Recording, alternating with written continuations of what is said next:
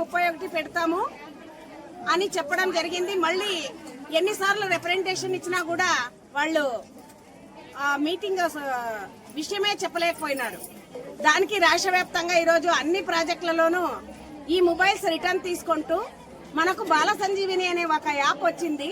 ఆ యాప్ లో లబ్ధిదారులతో చాలా ఇబ్బంది పడుతున్నాం. అంటే ఒక లబ్ధిదారి కనీసం 7-8 సార్లన్నా సెంటర్ దగ్గరకు వచ్చి ఫోటో తీసుకోవాలి. అది వాళ్ళు వచ్చినప్పుడు ఫోటో సహకరించదు, మేము వాళ్ళ ఇంటి దగ్గరకు పోయినప్పుడు నెట్ సహకరించదు. ఇట్లా చాలా ఇబ్బందులు పెడుతున్నాము. లాభోక్తులు అయితే మాకు ఇలాంటి ఇబ్బందులు అయితే మాకు మీ స్టాక్ కూడా వద్దు అనే పరిస్థితికి వచ్చింది ఈ యాప్ నుంచి. అందుకోసం దయచేసి ఈ యాప్ లో కొన్ని మార్పులు చేయాలి. ఆ మార్పులు చేసిన తర్వాతే మనకు 5GB మొబైల్ ఇచ్చిన తర్వాతే మేము ఈ మొబైల్స్ తీసుకుంటాము. అంతవరకు మేము రిజిస్టర్స్ అన్ని మెయింటైన్ చేస్తూ పనిచేస్తాము. కాబట్టి ఈ జిల్లాలో కూడా ప్రాజెక్ట్ కార్యదర్శిని, నేను ప్రాజెక్ట్ కార్యదర్శిని. ఈ సమస్య ఎప్పటి నుంచో ఉంది. మేము ఎప్పటి నుంచో ఫోన్లు ఇచ్చేస్తామని అంటున్నాం, కానీ ఇవ్వడం అవ్వలేదు. ఎందుకంటే అన్ని రాష్ట్రం అంతా ఒకేసారి ఆఫీసులకి అప్పచెప్పాలన్న ఉద్దేశంతో ఇవ్వడం జరగలేదండి. ఈ ఫోన్ల ద్వారా ఈ పేస్ యాప్లు పెట్టారు. ఈ పేస్ యాప్ల్లో ఒక్కళ్ళకు కూడా పేస్ యాప్ అనేది అవ్వట్లేదు. 1-4 సార్లు వస్తాయని కానీ వాళ్ళకి యాప్ రావట్లేదు. సరుకులు వద్దు మీరు వద్దు అన్నట్టుగా కొంతమంది తల్లులు అయితే వ్యతిరేకత వచ్చేసిందండి. చాలామంది ఇష్టపడట్లేదు. సరుకులు కూడా వద్దమ్మా అన్న లెవెల్లోకి వచ్చేసారు. అలాంటి పరిస్థితుల్లో ఈ ఫోన్లతోటి ఈ పేస్ యాప్లు పెట్టడం అవసరం అండి. తల్లులు ఒక్కొక్క అంగన్వాడీ సెంటర్లో 60-70 మందికి ఫోటోలు తీసి పేస్ యాప్ చేయాల్సిన పరిస్థితి వస్తుంది. ఇదే కాకుండా దాంతోపాటు మాకు PMGJY కూడా మాకే అప్పచెప్దామని చూస్తున్నారండి. ఎన్ని వర్కులు చేయాలంటే అక్కడ ప్రీ స్కూల్ ఉండదు, పిల్లలు ఉండట్లేదు. ఈ వర్కులు కూడా మేము చేయలేకపోతున్నాం.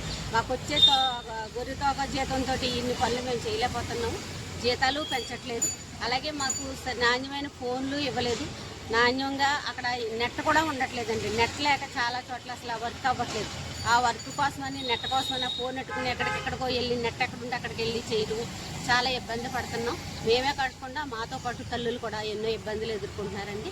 ఈ సమస్యను వెంటనే పరిష్కరించి జీతాల విషయంలోనూ అన్ని విషయంలోనూ మాకు సమస్యను పరిష్కారం చేయాలని కోరుతున్నామండి.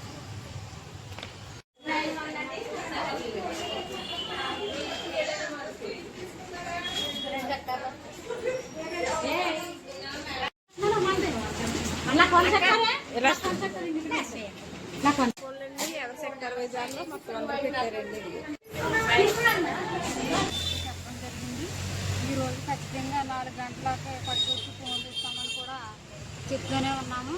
మేము ఫోన్లు పట్టుకుని వచ్చేసరికి ఇక్కడ మేడంలందరూ కూడా మేము తీసుకోమన్నట్టుగా ఎవరికాడిగా వెళ్ళిపోవడం జరిగింది.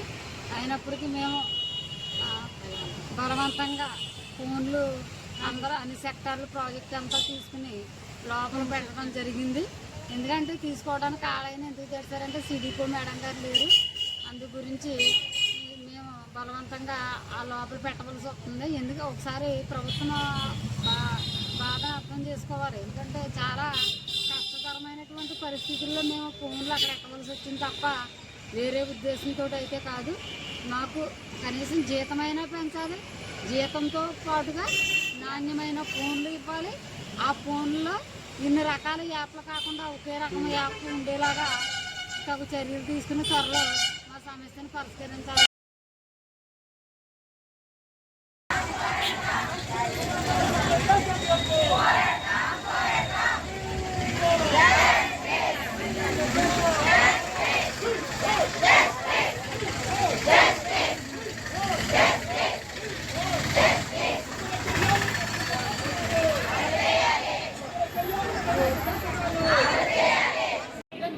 ఎందుకంటే ప్రభుత్వానికి మాకు జరుగుతున్న దర్శనం.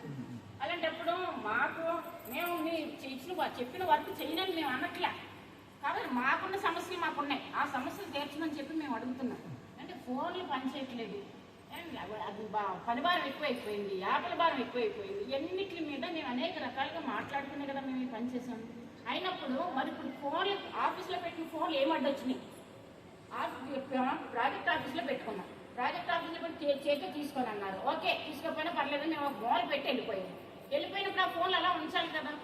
ఉంచడం మానేసి మళ్ళీ సూపర్వైజర్లను పిలిచి మళ్ళీ ఈ ఫోన్లన్నీ పట్టుకెళ్ళి డోర్ టు డోర్ డిస్ట్రిబ్యూట్ చేయించి ఫోన్ చేయించారు. ఓకే, నేను స్విచ్ ఆఫ్ చేసి పక్కన పెట్టమంట బలవంతకరంగా ఆన్ చేయించున్నారే అంటే అందరూ ఒకలాగా ఉండరండి సార్. ఒకసారి అర్థం చేసుకోండి.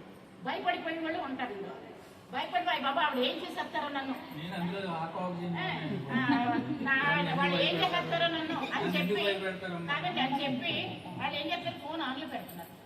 ఒక్కళ్ళు ఎప్పుడైతే ఆన్ చేస్తారో వాళ్ళు ఆన్ చేస్తారు. నువ్వు నీకెందుకు పని అని పక్క సెంటర్ మనం ఆన్ చేస్తారు. ఆ విలేజ్ లో ఆన్ చేస్తారు, పక్క విలేజ్ లో ఎందుకు ఆన్ చేయరు ఆ విలేజ్ అంటే ఇలాగా చూపించేస్తున్నారండి ఇదంతా కూడా. దానివల్ల అందుకని సార్ మేము ఆల్రెడీ పీడీగా ఫోన్ చేసామండి. కొద్దిగా 4-5 సార్లు ఫోన్ చేసాము అండి. 4-5 సార్లు ఫోన్ చేస్తే ఫోన్ ఇచ్చేది వాళ్ళ అమ్మాయి ఎవరో ఇస్తే ఇలా మా నాన్నగారు పీడీ గారు వచ్చిన తర్వాత హలో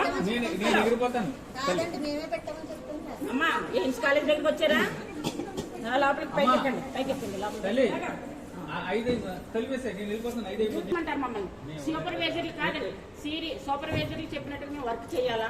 స్టేట్ వైడ్ గా మేము చెయ్యం. ఎందుకంటే ప్రభుత్వానికి మాకు జరుగుతున్న దర్శనం. అలాంటప్పుడు మేము మీ చెప్పిన వర్క్ చేయనని మేము అనట్లే. కాబట్టి మాకున్న సమస్యలు మాకున్నాయి. ఆ సమస్యలు తీర్చమని చెప్పి మేము అడుగుతున్నాం. అంటే ఫోన్లు పనిచేయట్లేదు, పని భారం ఎక్కువైపోయింది, యాపల భారం ఎక్కువైపోయింది. ఎన్నిటి మీద మేము అనేక రకాలుగా మాట్లాడుకునే కదా మేము ఈ పని చేసాము. అయినప్పుడు మరి ఇప్పుడు ఫోన్లు ఆఫీసులో పెట్టిన ఫోన్లు ఏమడ్డొచ్చినాయి? ప్రాజెక్ట్ ఆఫీసులో పెట్టుకున్నాం. ప్రాజెక్ట్ ఆఫీసులో పెట్టి చేత తీసుకోని అన్నారు. ఓకే, తీసుకోకపోయినా పర్లేదు, మేము మాల్ పెట్టి వెళ్ళిపోయినప్పుడు ఆ ఫోన్లు అలా ఉంచాలి కదా. ఉంచడం మానేసి మళ్ళీ సూపర్వైజర్లు పిలిచి మళ్ళీ ఈ ఫోన్లన్నీ పట్టుకెళ్ళి door to door distribute phone చేయించారు. ఓకే, స్విచ్ ఆఫ్ చేసి పక్కన పెట్టమంట బలవంతకరంగా ఆన్ చేయించున్నారే అంటే అందరూ ఒకలాగా ఉండరండి సార్. ఒకసారి అర్థం చేసుకోండి. భయపడిపోయే వాళ్ళు ఉంటారు ఇందులో. భయపడిపోయి బాబా ఆవిడ ఏం చేసేస్తారో నన్ను, వాళ్ళు ఏం చేసేస్తారో నన్ను అని చెప్పి కాదండి అని చెప్పి వాళ్ళు ఏం చేస్తారు, ఫోన్ ఆన్లో పెడుతున్నారు. ఒక్కళ్ళు ఎప్పుడైతే ఆన్ చేస్తారో వాళ్ళు ఆన్ చేస్తారు. నువ్వు నీకెందుకు పని అని పక్క సెంటర్ మనం ఆఫ్ చేస్తారు. ఆ విలేజ్ లో ఆన్ చేస్తారు, పక్క విలేజ్ లో ఎందుకు ఆన్ చేయరు ఆ విలేజ్ అంటే ఇలాగా చూపించేస్తున్నారండి ఇదంతా కూడా.